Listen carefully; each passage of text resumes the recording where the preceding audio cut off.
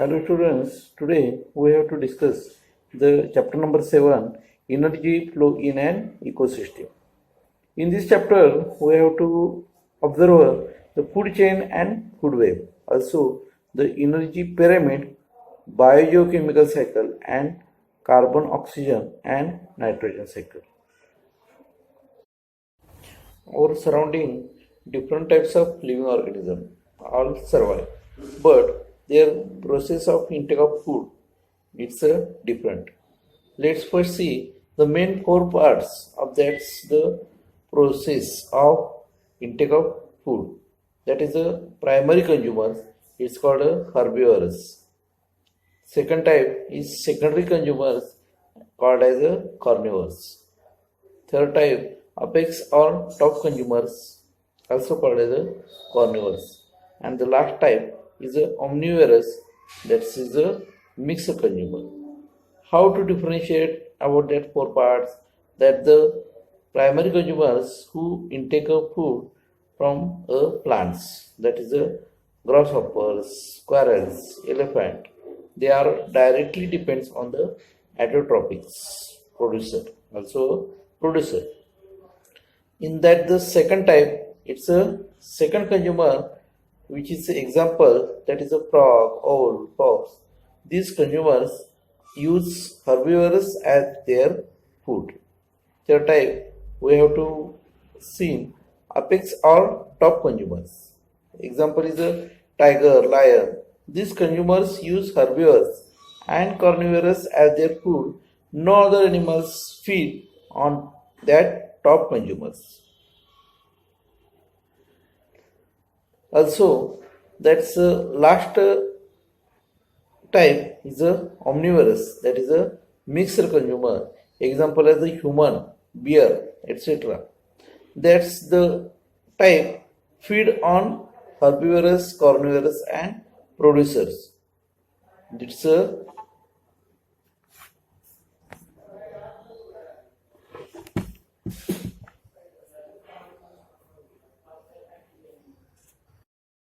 what is the definition of the food chain? That is the definite sequence, and in these interactions between the producer, consumers, and saprophytes, that chain is called as the food chain. And ecosystem, that is the five or more links. And ecosystem consists of mainly food chains that are interconnected at the various levels. We have to already seen that's the four levels of that the food chains. In our surrounding, that's the ecosystem consists of many food chains that are interconnected in between that at various levels. Thus, a food web is formed.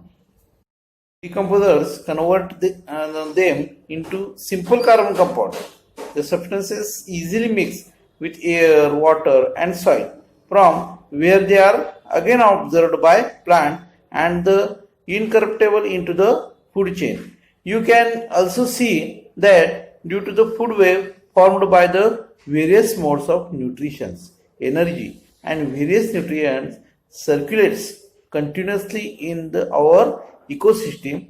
That the first energy source, that's the sun, is the most important source of the energy in our ecosystem.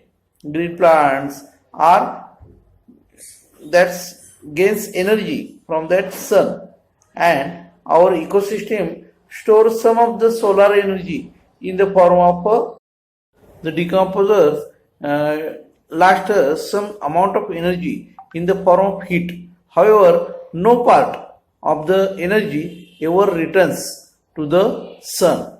Then that's the one-way transport energy of sun to the earth. There is the next part is the energy pyramid. Each level in the food chain is called a trophic level. Trophic levels are the stages of that energy pyramid.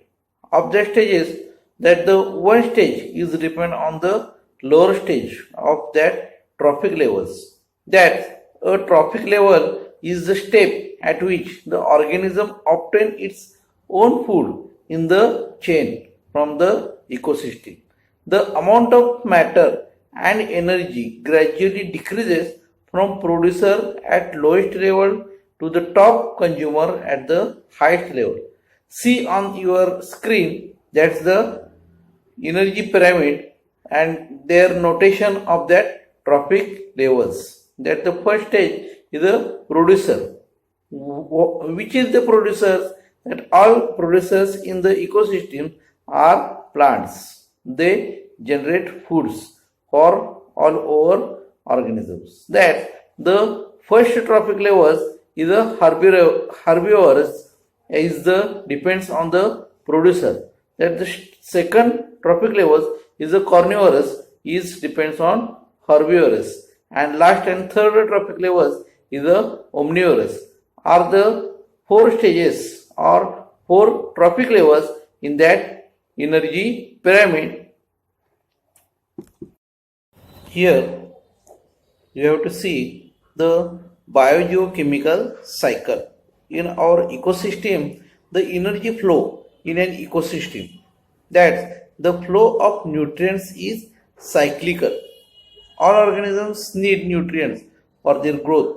Study the various components in the figure on your screen. That's a biogeochemical cycle.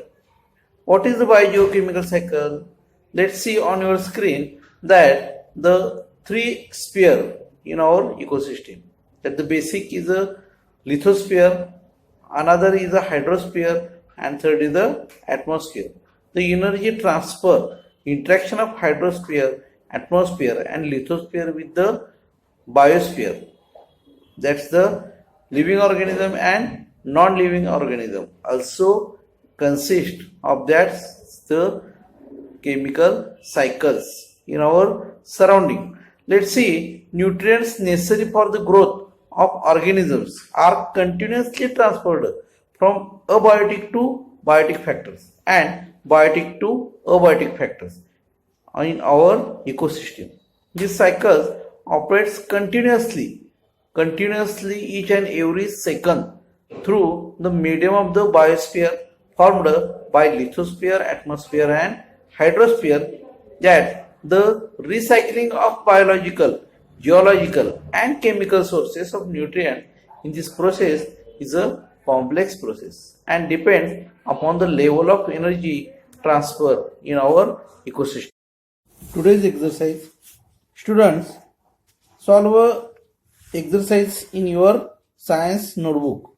First question is, explain in details the interrelationship between the food chain and food web. Second question is, state the different types of biogeochemical cycle and explain the importance of these cycles. And third question is, give reasons energy flow through an ecosystem is one way. Thank you.